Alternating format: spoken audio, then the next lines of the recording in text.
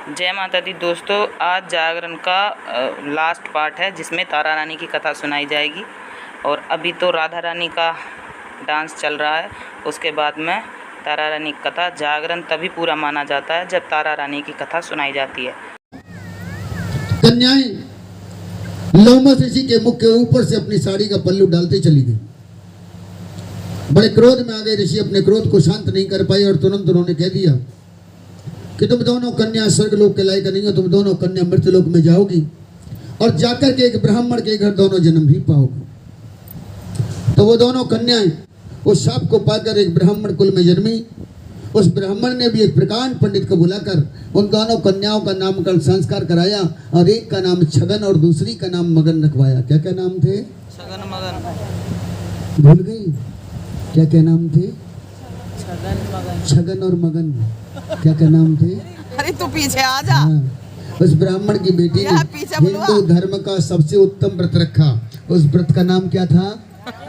क्या नाम था उस व्रत का? देखो, करवा चौथ। उस व्रत का नाम क्या था? एकादशी का व्रत। अच्छा, कितने भक्त ऐसे हैं जो एकादशी का व्रत रखते हैं? जरा हाथ तो उठाओ। अरे किसी एक भी नहीं है? 1 2 3 4। अच्छा, कितने भक्त ऐसे हैं जो नवरात्रों का व्रत रखते हैं? ओह, सबके हाथ उठ गए हैं ना। नवरात्र में खूब खाने को मिलता है ना। माई का 2 बार जगराता कराती थी। कितनी बार? 2 बार। 2 बार। लेकिन राजा के घर धन की कोई कमी न थी। धन बहुत था, राजा के पास वैभव बहुत था। बस राजा के पास एक कमी थी। क्या कमी थी? कि राजा के घर कोई संतान नहीं थी। कहते हैं इंसान के प्रारब्ध भी उसके साथ होते हैं। प्रारब्ध से मतलब पिछले कर्म भी उसके साथ होते हैं। अब तो एक समय रानी राजा के पास आई और आकर कहने लगी, राजन एक काम करो, बड़े बड़े प्रकांड पंडितों को बुलाओ और उनसे पूछो कि पंडित जी, इस जन्म में हमारे संतान होगी भी या नहीं होगी।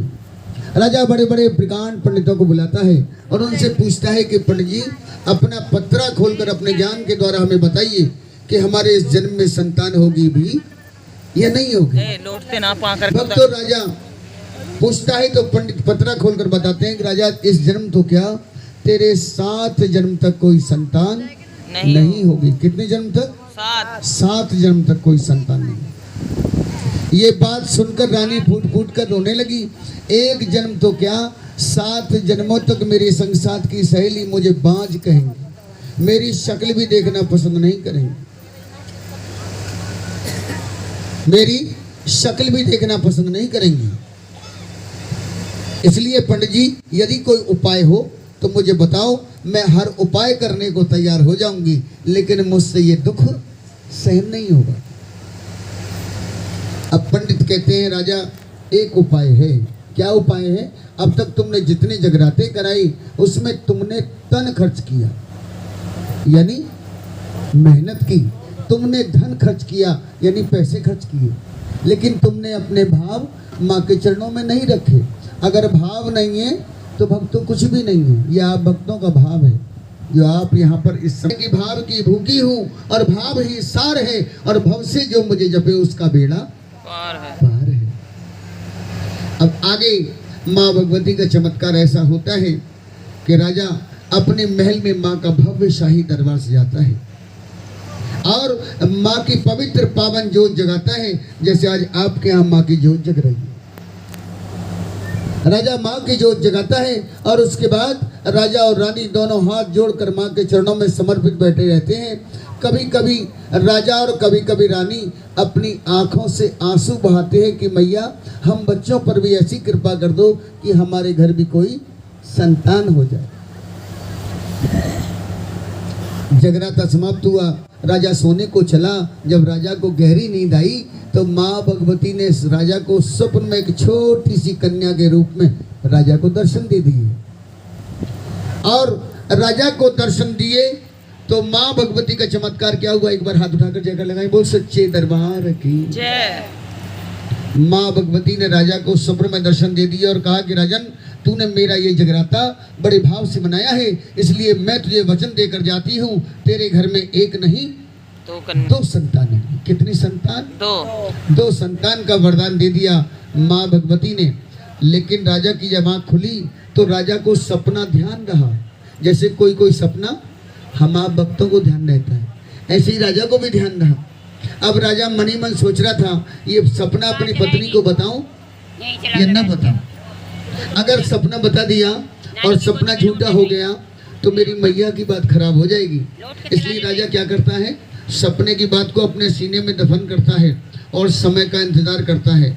जगराता कराए हुए 1 महीने, 2 महीने, 3 महीने, 4 महीने, 5 महीने, 6 महीने, 7 महीने, 8 महीने, 9 महीने गुजरे और जब 10वां महीना आया तो भक्तों घर में चमत्कार हो गया।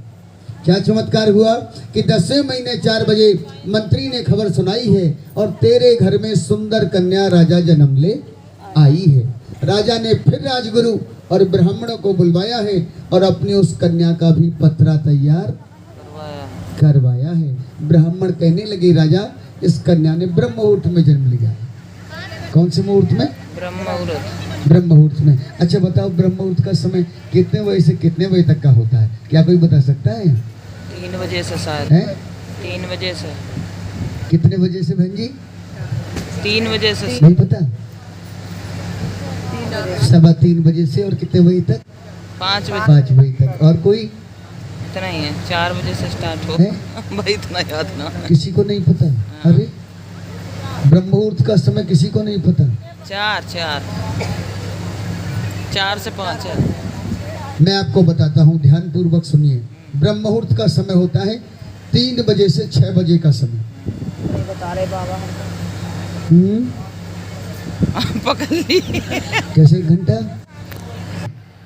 उस समय को कहते हैं तारों की छांव का समय। आज के समय में एक पिता अपनी बेटी का विवाह करता है तो कार्ड में लिखवा देता है, बिटिया की विदा तारों की छांव में। तारों की छांव में।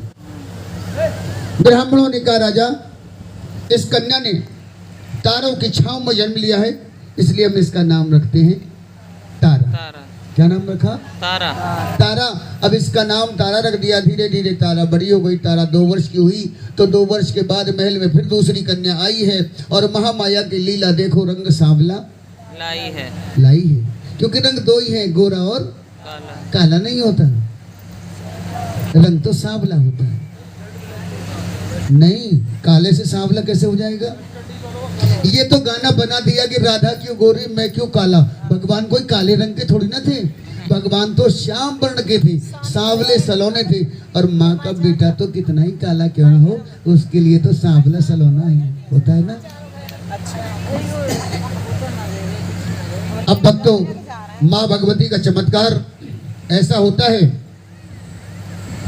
कि वहां पर फिर राजा बड़े बड़े प्रकांड पंडितों को बुलाता है और उनसे पूछता है कि पंडित जी, हमारे घर में दूसरी कन्या ने जन्म लिया है, इसके ग्रह नक्षत्र के बारे में बताओ। पंडित आपस में विचार करते हैं और कहते हैं, राजा, पहली कन्या जितने। देखिए, इस कथा में बीच बीच में आप भक्तों से मैं प्रश्न भी पूछूंगा। उन प्रश्नों के उत्तर आप कब दे पाएंगे? जब कथा को ध्यान पूर्वक सुनेंगे। और जरा सा भी आपकी आंख लग गई तो उत्तर आपसे बहुत दूर हो जाएगी। इसलिए कथा में ध्यान लगाना है और विशेष रूप से कथा को सुनना है, क्योंकि ये कथा ही संपूर्ण सार है इस जगराते का। एक बार सारी भक्त हाथ उठाकर जयकार लगाएं, बोल सच्चे दरबार की जय। मेरी आवाज आई है, देख लो पंडित जी। हाथ नहीं उठे। एक बार सारे भक्त हाथ उठाइए और जयकार लगाइए, बोल सच्चे दरबार की जय। पंडित जी भूखी हो रही है। ऐसे चलते हैं हाथ उठाते हुए, क्योंकि जो तारा रानी का एंड था वो रह गया था, मेरा फ़ोन डाउन हो गया था, इसलिए कथा इतनी ही। और वीडियो कैसी लगी कमेंट करके बताना ज़रूर। वीडियो को लाइक करना, चैनल को सब्सक्राइब करना। मिलते हैं नेक्स्ट वीडियो में, बाय बाय।